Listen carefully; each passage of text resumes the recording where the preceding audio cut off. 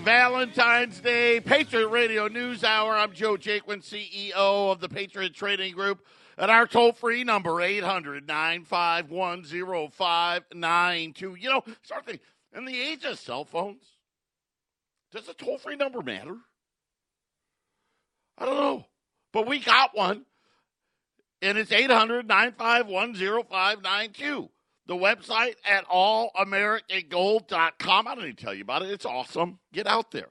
If you haven't been out there, get out there. If you go into your Google bar, and I know we're working on a lot of things, but if you go into your Google bar, you know, where it says the HTTP thing bar, and you type in 1360 KHNC.com, all like kind of like one word, 1360 KHNC.com. It'll take you out to the new website that we've been building in Colorado. It's actually available now. We'll have it. It'll be on your Google searches probably sometime next week, but you can get out there. Ramon's going to post it to the Patriot Facebook page and our Twitter page and all that as well. Just some program announcements. Phoenix is closed on Monday. If you want to hear, so there will be no live show Monday here in Phoenix. We will have one in Colorado. So if you want to use that link and listen live to us on Monday, you absolutely can. I don't want to promise anything, but I imagine Monday we're going to be doing a really great deal. So you may want to tune into that. Tomorrow, I will be off tomorrow. I have it came off here last minute where I'm actually going to do a little fun. I'm going to go and hop on an airplane, fly out to see my buddies, play a couple rounds of golf, and consume alcoholic beverages. So Jason and Brian, who knows? I never know what they're going to do, but they'll do a show on Friday. Monday, Phoenix is closed. But if you use the link or 1360khnc.com and your little Google search bar thingamajigger, you can find it and listen to us there as well. Speaking of Valentine's, so my lady and I, we are going to be doing one of those dinner comedy shows. I've never done one. I've been to I've been to a couple of comedy shows, and you know what? It's a mixed bag, right? You know, it's entertaining, I guess, and some comics are really good, others, but we're gonna try one up in City North, so we're gonna do that tonight. Normally, we really don't do a lot. You know what's so funny is Ramon and I were talking about Valentine's Day, and I have no type of scientific fact or survey or any data. This is just me and my own idiotic thinking. All the people that go way, way overboard on Valentine's Day, my guess is that they have a much higher divorce rate. I'm just saying, if you got to go way, if you think you need to go way over the top, then, I don't know, maybe there's skeletons in the closet or, that's just, again, the way my mind works, right? If you're going way overboard, well, what are you hiding? You know what I'm saying? But anyway, this is what we're trying to do. Our kids are older now. Our oldest son's in college. Our younger son, he's 16, he drives, so you know what happens, right? We learned this with our older son, right? You barely see the kid, right? And now with the video games and he's in his room. He comes out for, food and give me money because I'm leaving, right? That's all you get. And so now my wife and I, we're finding new things is, what do we do now? You spent most of your, our married life raising these kids. And not that they're being done raised, but they're adult enough. You don't have to shuttle them off to this practice and that practice and this sport and that sport and do this and that birthday. So now we got to find other stuff to talk about. It's kind of fun. We're trying to slowly, I guess, get into what it's going to be like, that empty nester stage. Some of it's good, sometimes not so good. Sometimes we just stare at each other like, okay, and you know what? I'll say this: maybe that's the sweet spot, when you can just stare at each other, and it's okay. Right. And so I think that's kind of where we're at. By the way, I wanted to point this out. The sweethearts, the candy hearts, the ones like Be Mine and You're Hot and stuff like that. Not on the shelves this year. The company that produced them, Nesco, which, by the way, was the New England Confectionery Company, they started making these little sweethearts in 1866, but it was only for special occasions. Like, you had to order it from, like, hey, we're having a wedding or a graduation. They started selling them to the public in mass in 1902. They went bankrupt last year, and the company that bought them out said that, you know what, we just didn't have enough time to make them this year, and maybe, not promising, but maybe possibly we'll make some next year. But, yeah, I did not know that. My wife actually told me that last night. She said that they were known to be found, so I actually Googled it here this morning, and apparently a couple of days ago, Wall Street Journal wrote a big article about it, saying now, the Hug Me's, no, apparently the sweetheart business wasn't that sweet. Patriot Radio News Hour. We'll be back right after the break. 800-951-0592. You know what's amazing is there's 8 of us going on this little trip, and it had nothing to do with the timing of Valentine's. It was, the President's Day weekend, I think, was really the motivation. Just happens to coincide with the old Valentine's Day. And I got to thinking, there of the 8 of us, only one of us is divorced. The other 7 of us have all been married. I think I'm married the least. Or the least. Does that make even any sense? We're coming up. My wife and I will be married 20 years in May. And I saw, like, the other 7 guys that I'm golfing with, they've all been married longer than me. And one of them, he just got divorced a couple of years ago. But I believe, just so you understand where my logic comes, he tried hard. He was a try-harder on Valentine's Day. And so I just a little color to my previous statement, those of you trying too hard on Valentine's. But nonetheless, happy Valentine's Day to everybody. Sorry about the candy heart thing. Another one of these catastrophes. We're starting to get a lot of economic data that we missed during the shutdown. Today, it was retail sales for December. And I know that things have been slowing, and we've talked about it. I listen, when I tell you this is where we're headed, you know that I'm doing my homework and I'm researching it and doing all that. You get it. It doesn't always reflect, right, in what you hear on the Idiot Box, and if you want to believe the stock guys. Let me tell you about the stock guys. Okay? And no offense. Okay, they're I'm sure they all love what they do. I love what I do. I do. I love it. Right? I love owning this company. I love that we've been able to, save the radio station in Colorado. It's so important to so many people, and I hope this message gets out. And listen, some of you may not like how I deliver it. Sorry, it's how I do it. Right? But I hope, whether you like how I deliver it or not, that you're smart enough to get ready. So I'll just give you the headline number, and I don't actually, I'll just say this. I don't want to believe it's as bad as the number was. That's how bad the number was. According to the government,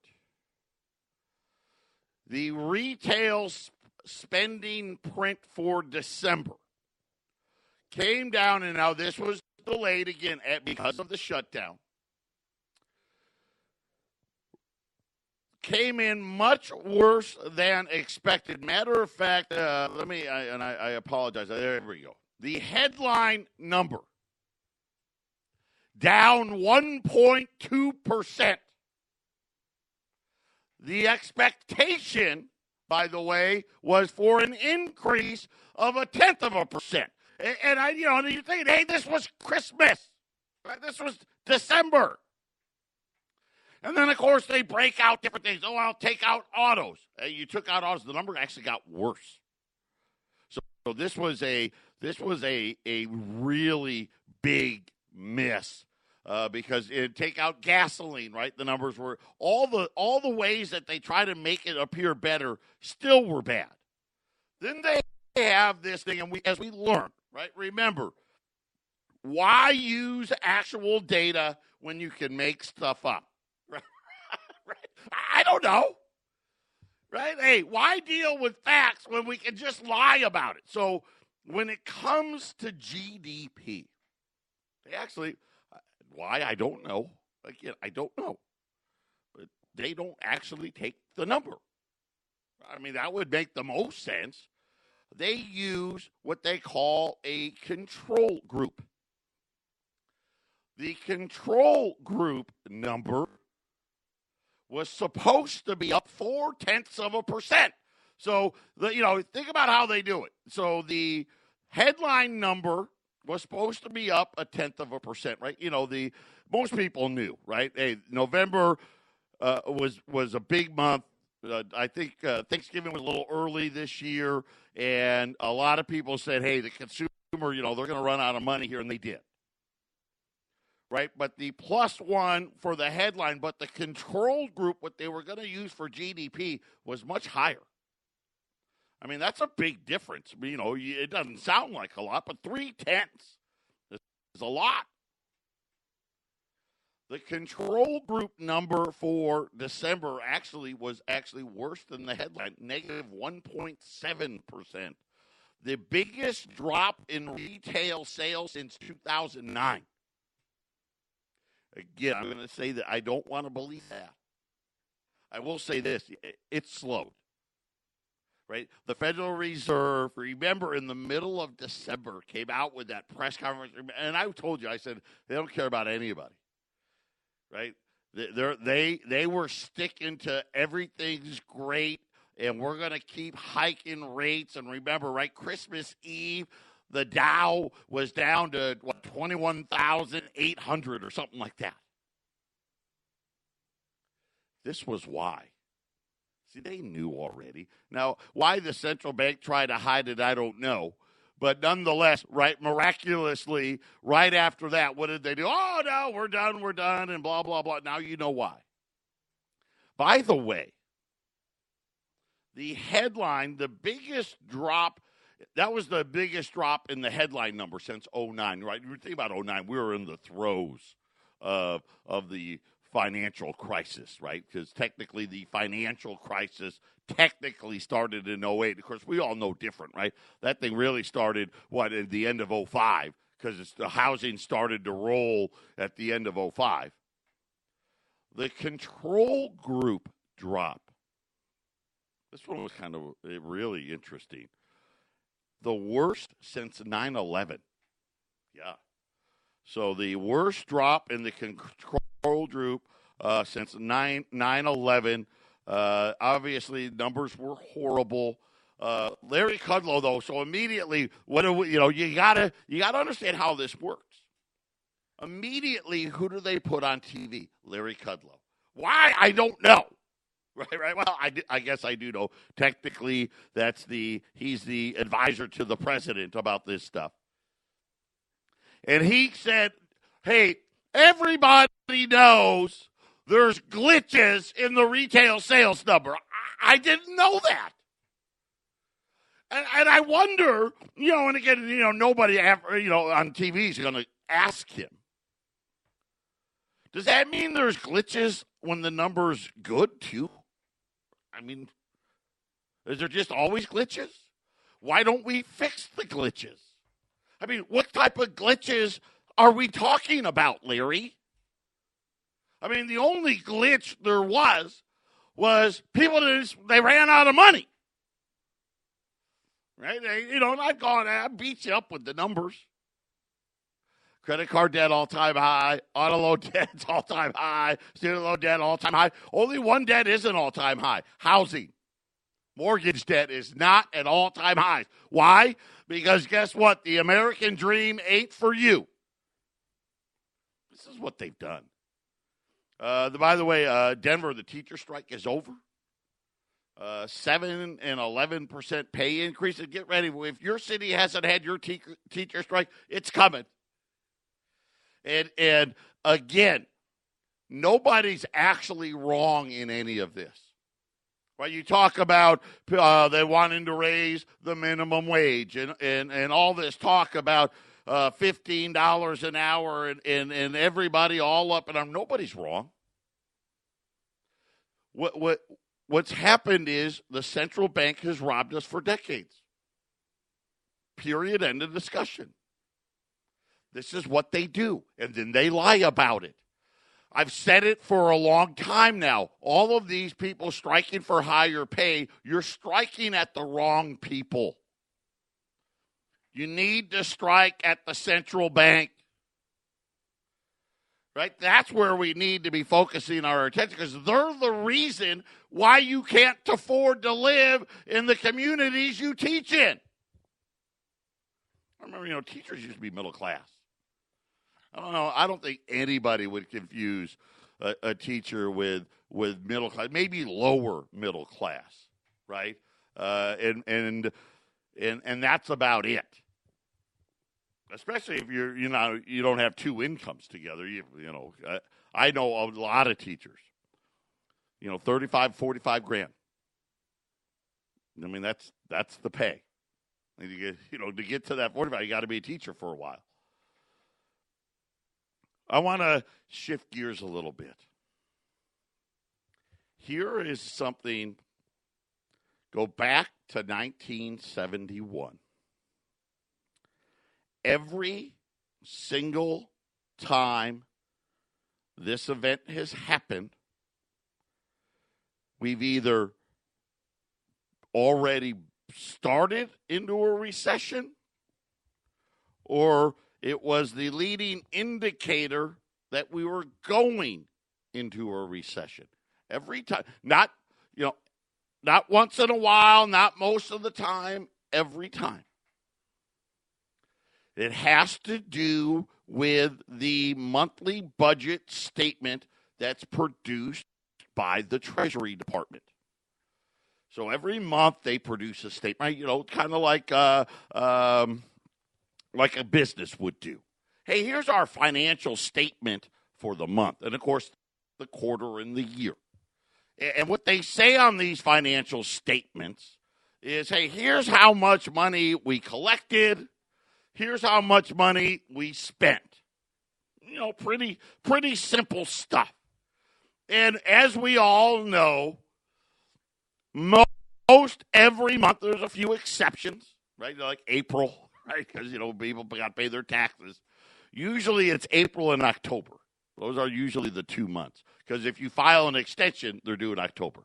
That they may not run a negative number. Every other month, though, it's negative. Right? In other words, hey, we keep putting out more than we keep getting in, right? And, of course, that means deficit. But here was what was unique about the December release from the Treasury Department. Obviously, yes, we had a deficit again. They said that the deficit was a little bit better in December this year than last year, most of that because of how the calendar went. But they said that the total U.S. budget deficit was 40% greater than the prior year, and this is on the Treasury side of things, and that it's set to keep rising to $1.1 trillion now. Again, still not the big number, though. We're getting there. But there was a more concerning number than that. And you're starting to think like, we're getting to the what? Okay, this is getting ridiculous now. But I already told you, listen, we're going to bust $1 trillion here. We busted $1 trillion several years ago. They just didn't tell us because they like to lie about that, right? They take the little number instead of the big number, and we'll talk about that in another show. When you look at the annual change, in other words, let's forget about the games, about the calendar, right? And the calendar having to do mostly with when do food stamp money go out, when do Social Security payments go out, when do disability payments go out, when do we pay the military, stuff like that. That's the calendar stuff. The 12-month rolling calendar finds that at the end of December, government receipts were $3.33 trillion. Okay, in other words, and receipts means that's what they collected in taxes. Okay, personal, business, right? You death tax, this tax, whatever, all taxes combined. I'm going to tell you why that number was so important when we return. This is the Phyllis Schlafly Report, presenting a daily conservative pro-family perspective since 1983 and continuing the legacy of Phyllis Schlafly. Now, from the Phyllis Schlafly Center Studios, Ed Martin. Decorated soldier and military leader Lieutenant General Michael Flynn had been an outspoken supporter of candidate Donald Trump. But that is just unforgivable to liberals. Not only have they ensnared Flynn in the Mueller witch hunt for President Trump, they are now adding insults to injury. The former national security advisor to President Trump has been a hopeful trophy for Robert Mueller to justify his prosecutorial crusade. As a career veteran of the armed forces, Flynn lacked the resources to spend millions on attorneys to defend himself. This Kafkaesque nightmare was supposed to end December 18th at the sentencing before the federal district court judge in Washington, D.C. Flynn was expected to receive leniency. But instead, the hearing unraveled when Judge Emmett G. Sullivan asked if General Flynn's conduct, quote, rises to the level of treasonous activity, end quote. The unexpected question stung for the family of the man who has repeatedly risked his life defending our nation. Even one of Mueller's prosecutors then defended General Flynn by stating that the investigation never considered charging Flynn with treason. After a break, Judge Sullivan took back his question about treason and urged everyone not to read too much into his comments. But the emotional dismay at the injustice became too much at that point. Flynn's attorneys felt compelled to request postponement of the sentencing, and the court requested a status report by March 13th of this year. In the meantime, numerous secret filings in this case aren't helping anyone except Mueller's perpetual taxpayer-funded investigation of anyone he wants. Unsealing the records and removing his redactions would serve justice better. Judge Sullivan ordered Mueller to file a report of the fateful interview of General Flynn, which Mueller has long hidden. The special prosecutor finally agreed, but ultimately filed a heavily redacted report, continuing to conceal key information. On the proposed day of sentencing, Mueller submitted to the court yet another document under seal, which further withholds from the public what is really going on. All of this is contrary to our Constitution, which requires that criminal trials be conducted in open court and not be based on secret information. This has been the Phyllis Schlafly Report with Ed Martin, president of Phyllis Schlafly Eagles. And we think it's time to take Washington back from the power brokers. At phyllisschlafly.com, we're organizing a grassroots movement to stand against the deep state bureaucrats who control government. For the latest strategies, go to phyllisschlafly.com. That's phyllisschlafly.com. Thanks for listening, and join us again next time for the Phyllis Schlafly Report. Welcome back, 800-951-0592. So we're talking about debt. Retail sales came in, disaster. Again, I'm going to, normally I'm all over it. I hope they aren't that bad. I want Larry Kudlow to actually not be a liar for the first time since I've been following Larry Kudlow. That's all I'm saying. And if liar is too strong of a word, extreme exaggerator. And that there truly is some kind of a glitch or whatever you'd like to call it in that number. But obviously, we know what that means. The GDP number for the fourth quarter is going to be worse than what we expected.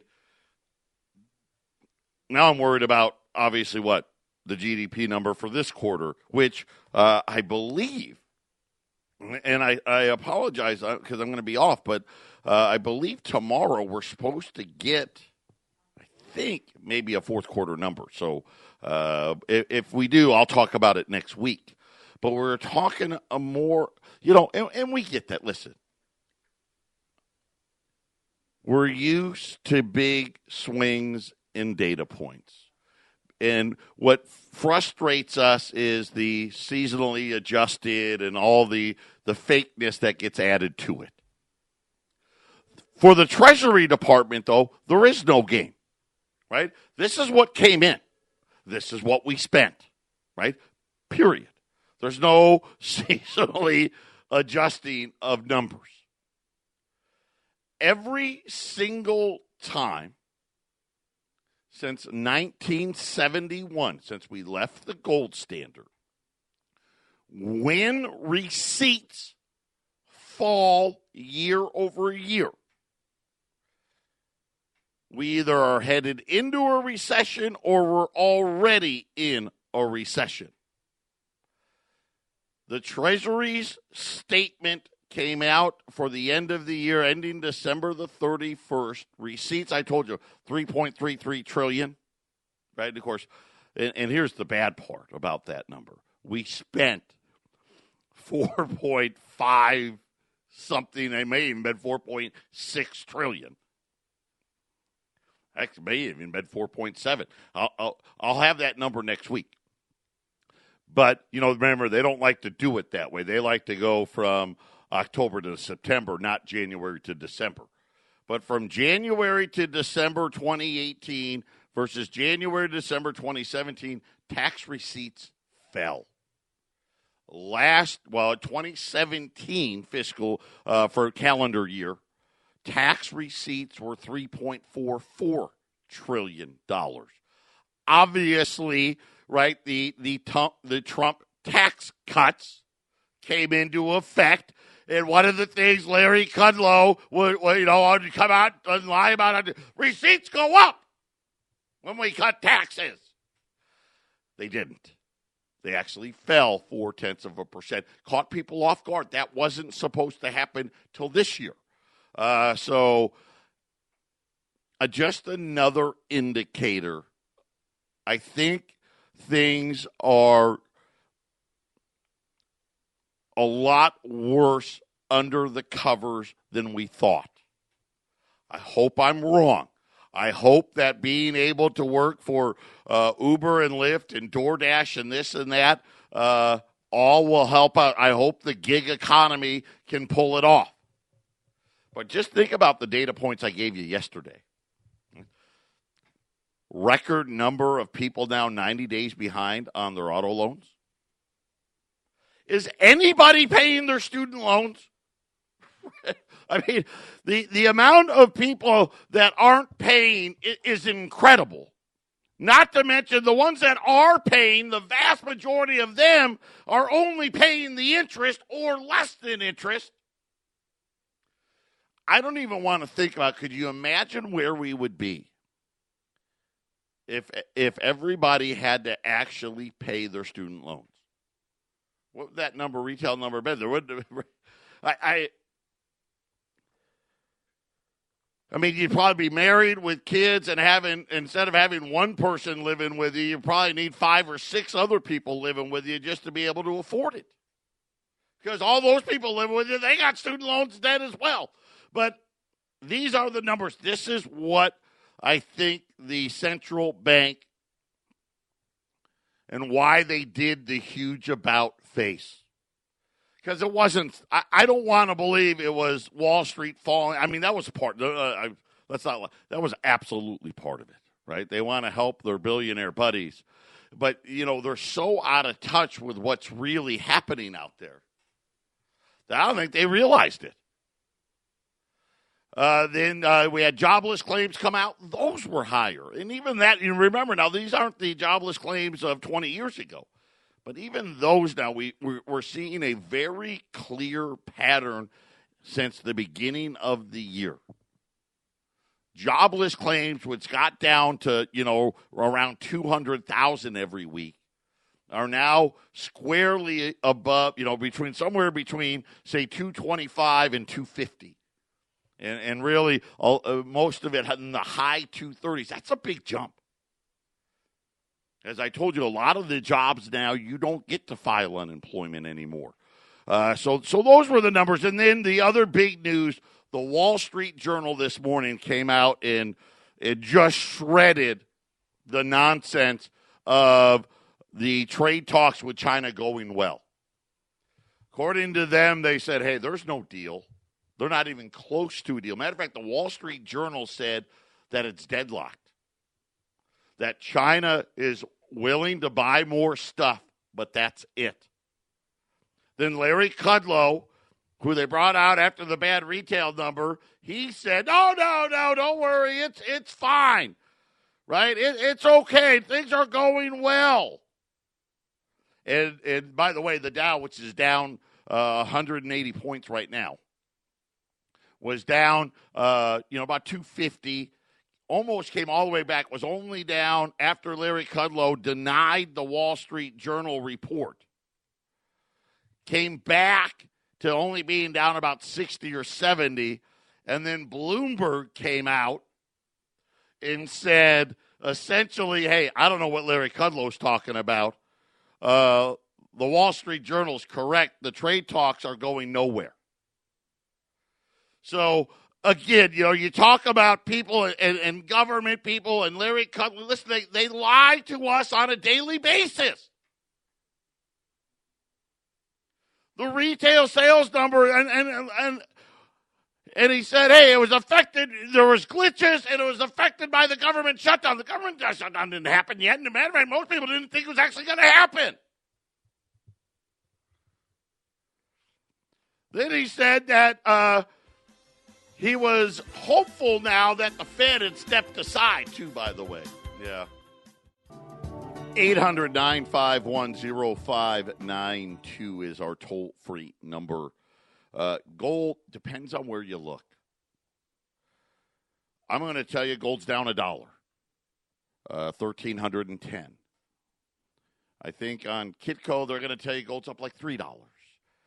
Yesterday after the gold market closed, they tried to put the hatchet job on it and all that other stuff. Actually, it worked out perfectly. Gold went all the way back down to 1,300 again this morning. Boom, skyrockets back because, well, let's face it, they didn't fix anything. We got problems now. Now, with that retail sales number, with the record levels of debt, with everything except mortgages,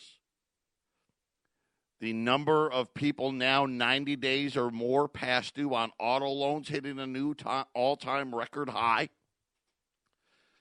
Starting to understand why all of a sudden Jay Powell says, "Hey, we're not raising rates, and we're talking about stopping selling off of the balance sheet and possibly buying again." And remember what I told you about the report from the advisory committee.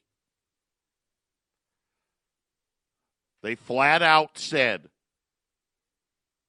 we need a new domestic source to buy the debt. I think I know who that source is going to be. And unfortunately, I think it's going to be you're going to buy the debt with a negative return rate. Yeah, that's how I see it. It's the only way it makes sense. How could, we can't afford the $22 trillion we got now, right? We all know this will be, this year, 2019, it'll be the highest level of debt in the history of the United States outside of a war. And that means, I don't forget number, percentage, however you want to do it. Outside of a war, here's the problem. It may take out the war number that Obama ran.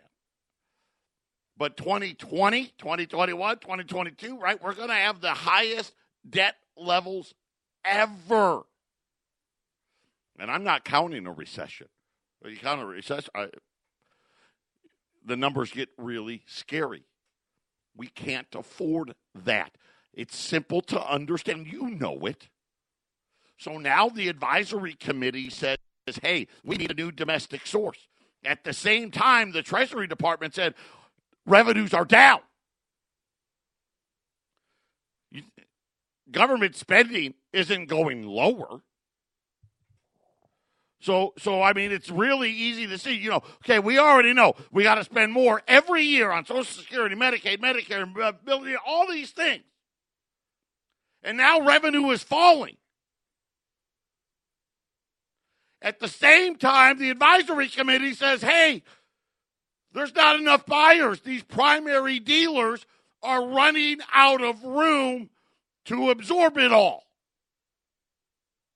Where do you think it's going to come from? My guess, this is just my guess. See, they got all those lovely 401ks and IRAs and money markets. Hey, America, we got a great deal for you. Yep.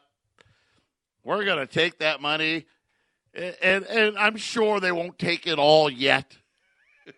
We're just going to take a little bit of it, and we're going to let you buy U.S. Treasury. Isn't that out of the kindness of our hearts? And forget about rates being zero.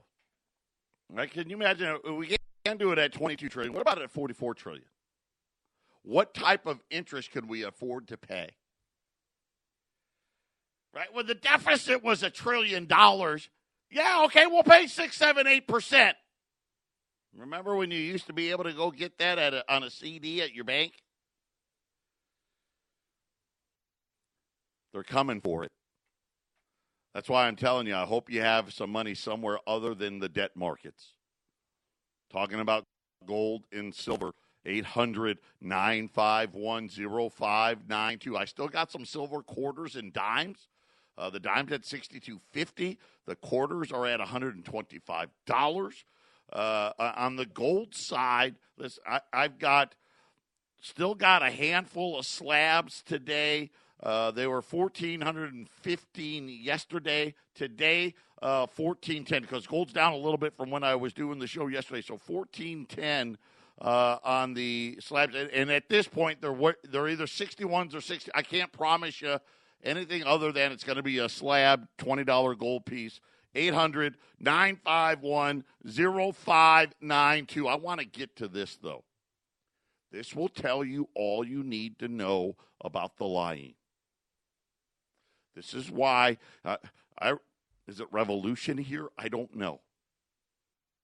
This is why the middle class has been obliterated. A new 2019 Ford Taurus. Ford Taurus is, you're right, let's face it, that's a run-of-the-mill car. Sticker price starting at $27,800.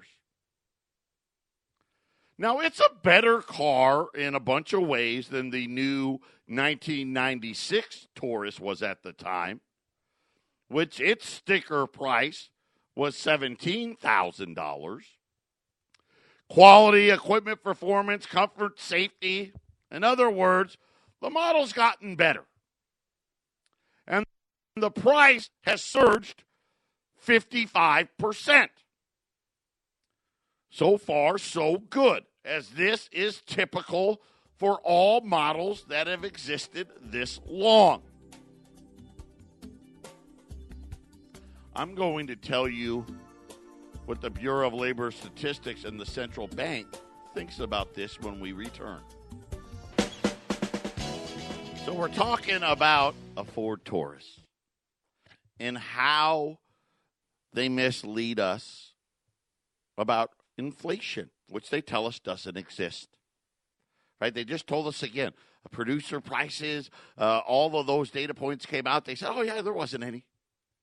right? We're below that mythical 2% creature.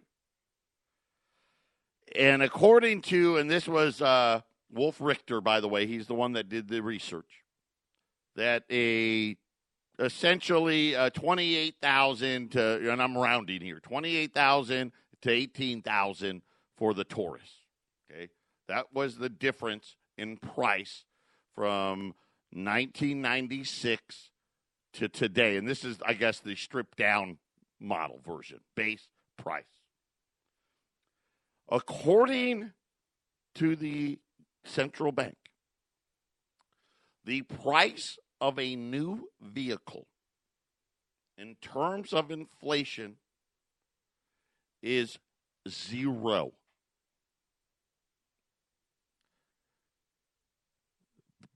You heard it right, 0. So when they tell you there's no inflation, when you go to buy that car, right, this is why the numbers appear the way they do. Now, obviously, they'll say, well, the car's better. That's got to count for something. Okay. But at the end of the day, when you're talking about, hey, I've got to spend $10,000, $15,000, $20,000 more. My pay isn't $10,000, $15,000, $20,000 more. And they do it, here's the problem, though. They do it to every item. So when you think about how they're calculating inflation, at the end of the day, the math just doesn't add up. As an example, from 2017 to 2019, to get to 0, they actually said that a new vehicle went down. By the way, they also said a new vehicle prices fell from 1996 to 2008, by the way they calculate inflation. They actually said new cars was saving money in inflation, that it was actually deflationary for almost, 12 years. Then they said, hey, it's back to being deflationary. The funny thing was, from 07 to 19, the average price of the car after all the haggling was up 6.2%. Yet they said it declined 1.2%. They said in the Kelley Blue Book estimates, CPI in new vehicles has ticked up 8%, according to the central bank in the last 12 years. Okay, because remember, they were going down from 96 to 08, then went up to from 09 to 17, now back down, 8%. The average transaction price has surged 29%. At the end of the day, this is what we're dealing with. All of us know eventually it becomes real, and all these adjustments that they make, that's the fake part of it all. Patriot Radio News Hour. I'll be back on Monday in Colorado, Tuesday for everybody. Everyone take care. God bless everybody. Be safe. Happy Valentine's Day. Celebrate the dead president, and we'll be back next week.